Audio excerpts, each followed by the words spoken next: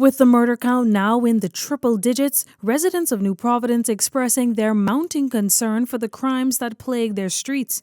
Earlier this month, Commissioner of Police Clayton Fernander went on record to say there is no crime crisis in the country. Some residents do not share that view. I think the crisis is that people don't think it's a crisis. I think it's something that needs serious attention.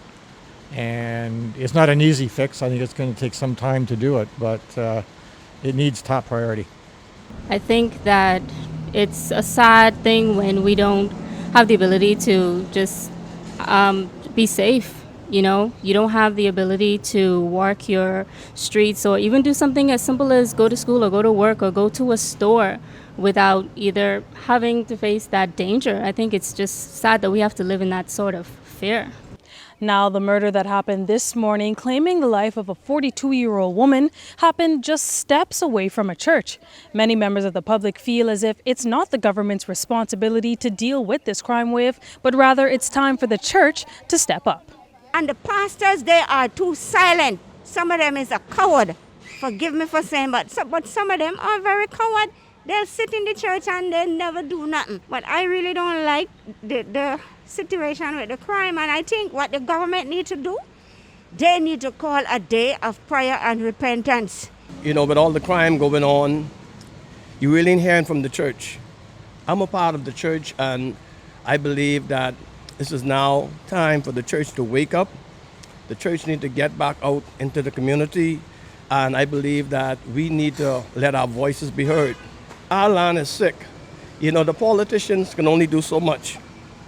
You know, but I believe that the church needs to step up and play a greater role in reducing crime. In recent weeks, a number of suspects who allegedly committed serious crimes, such as murder, were released on bail only to become a victim of homicide themselves. The general consensus of the public was that people on trial for such offenses should not be allowed to freely roam the streets. Let them stay in. Let them stay in. Yeah, they safe in because the minute they come out, they don't be on the streets that long. It's like, I don't know, because the minute they get out, like a couple of weeks later, you're hearing that's the very same person that was murdered. If you're charged for crime, you shouldn't be out on bail. But some of the crime is petty crime. Petty thieves supposed to be where petty thieves are. A person who kills someone and a person who steals somebody, they shouldn't be in the same prison.